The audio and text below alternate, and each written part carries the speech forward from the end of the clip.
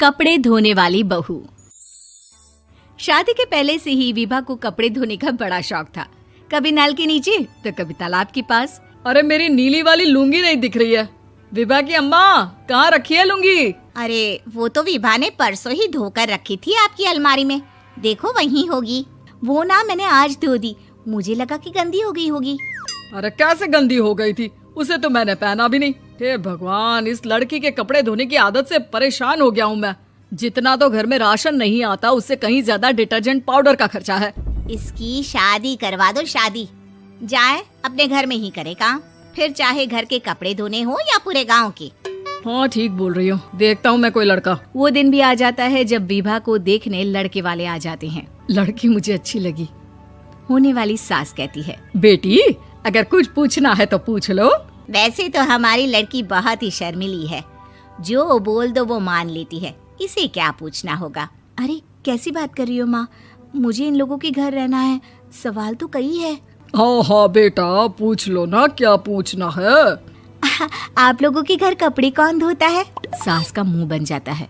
देखो, अगर तुम ये कहना चाहती हो कि तुम्हें कपड़े धोने नहीं आते तो सुन लो, कपड़े मैं ही धोती हूँ, लेकिन तुम्हारे आ जाने के बाद मैं रुमाल तक नहीं धोऊंगी। अरे चुप रहना भाग्यवान, बहू बेचारी घर आई नहीं, उसे डराना शुरू कर दिया। वो क्या है ना बिटिया, अभी तक तो ये कल्लू की माँ ही धोती थी, लेकिन अब तुम्हारे पापा तो दहेज में वॉशिंग मशीन देंगे ही।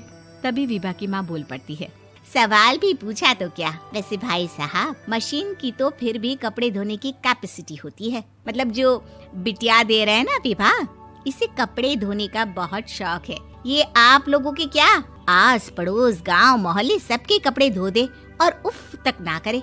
बाहर देखा नहीं आपने कितने कपड़े सूख रहे हैं? सब हमारी बिटिया ने ही तो धोए हैं। बस भी करो ना माँ, शर्म आ रही इतनी तारीफ सुनकर। और तो और एक दाग निकाल कर दिखाओ तो मान जाऊं। हाँ अच्छा, माफ करना बेटा, मैंने गलत समझा।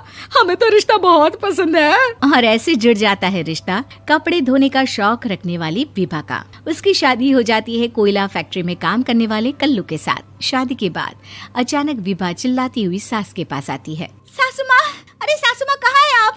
ये तो धोखा है, धोखा दिया आप लोगों ने मुझे।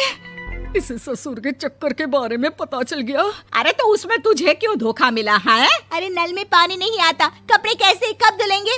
अच्छा, तू पानी नहीं आ रहा उसकी बात कर रही है। तो आपने क्या सोचा? कुछ नहीं। अच्छा, तेरी माँ ने कहा था कि कपड़े धोने का शौक है तुझे, याद आया मुझे। शौक बोलकर कपड़े धोने वाले मेरे जुनून को कम ना आके सासू माँ, कपड़ा धोना मेरा गुरूर है। तभी पति भी वहाँ आ जाता है। अभी मैंने इसे सनी देओल की फिल्म दिखाई है, उसी के डायलॉग मार रही है माँ। अच्छा सुन, साफ साफ बता रही हूँ, पानी सुबह 4 से 6 और शाम को 10 से 12 आता है, समझी? विभा टाइमिंग सुनकर हैरान हो जाती है। ये क्या भूतों का मोहल्ला है? सुबह 4 बजे उठकर कौन कपड़े धोता है? 4 बजे टंकी में पानी जाता है, फिर सारा दिन धोना ना, किसने मना किया? अरे कैसी बात कर रही हैं? 200 लीटर की टंकी में कितने कपड़े धो लूंगी मैं? सुबह ही उठ जाऊंगी मैं। अब क्या था, विभा सुबह 4 से लेकर रात के 12 बजे तक कपड़े ही धोती रहती। एक रोज सास पड़ोस से निकलकर कहीं जा रही होती है कि साथ वाली कहती है, हाँ कल्लू की माँ, जरा ये बताओ कि 2 साड़ी है, 2 ब्लाउज और एक पेटीकोट और एक नाड़े वाला लंबा कच्छा। हाँ तो?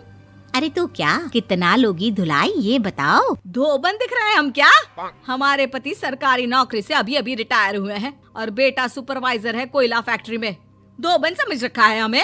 हाय रे कल्लू की अम्मा, माफ कर दो, वो तो मोहल्ले में यही सब बता रहे थे कि तुमने बहू को कपड़ा धुलवाने के काम में लगा दिया है। सास को पड़ोसन की बात सुनकर गुस्सा आ जाता है। वो घर पहुंचती है जहां घर के बाहर ही इतने सारे कपड़े सूख रहे होते हैं जितने कि किसी धोबन के घर पर। अरे ओ कल्लू की दुल्हन, बाहर निकल।